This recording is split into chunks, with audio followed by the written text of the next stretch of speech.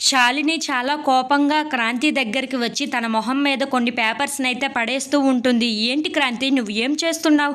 డైవర్స్‌కి apply చేయడం ఏంటి?" అని చెప్పేసి అయితే అడుగుతూ ఉంటుంది. ఆ మాటలు వినగానే అక్కడ ఉన్న క్రాంతి అయితే "నువ్వు మర్యాదగా దాని మీద సంతకం చెయ్యి" అని చెప్పేసి అయితే అంటూ ఉంటాడు. ఇంతలో అటువైపుగా చంద్రకళ వెళ్తూ ఆ మాటలు విని ఒక్కసారిగా షాక్ అయిపోతూ ఉంటుంది. "ఏంటి క్రాంతి ఏం మాట్లాడుతున్నావు? డైవర్స్‌కి ఇవ్వడం ఏంటి? నేను నీకు డైవర్స్ ఇవ్వడం ఏంటి? నువ్వంటే నాకు ఎంత ఇష్టమో తెలుసా? నువ్వంటే నాకు ఎంత ప్రేమో తెలుసా?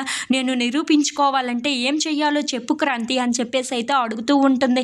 ఇంతలో అక్కడ ఉన్న క్రాంతి మాత్రం "నీకు నిరూపించుకోవడానికి టైం ఇస్తే నువ్వు నా ఇంటిని నన్ను నాశనం చేస్తావు, అది నాకు బాగా తెలుసు" అని చెప్పేసి అయితే అంటూ ఉంటాడు. ఆ మాటలు వినగానే అక్కడ ఉన్న చంద్రకళ అయితే ఒక్కసారిగా షాక్ అయిపోయి ఏంటి శాలిని కోసం క్రాంతికి అసలు నిజం తెలిసిపోయిందా ఏంటా అని చెప్పేసి అయితే అనుకుంటూ క్రాంతి వైపు అలా చూస్తూ ఉండిపోతుంది. ఇంతలో అక్కడ ఉన్న శాలిని మాత్రం "ఏంటి క్రాంతి నువ్వు నిజంగానే నాకు డైవర్స్ ఇవ్వాలనుకుంటున్నావా? అలా చెయ్యొద్దు క్రాంతి, నువ్వంటే నాకు చాలా ఇష్టం క్రాంతి" అని చెప్పేసి అయితే అంటూ ఉంటుంది. ఇంతలో అక్కడ ఉన్న క్రాంతి మాత్రం ఆ పేపర్స్‌ని తన చేతిలోకి తీసుకొని "నువ్వు మర్యాదగా దీని మీద సంతకం చేసి నాకు డైవర్స్ ఇస్తేనే చాలా మంచిది" అని చెప్పేసి అయితే అంటూ ఉంటాడు.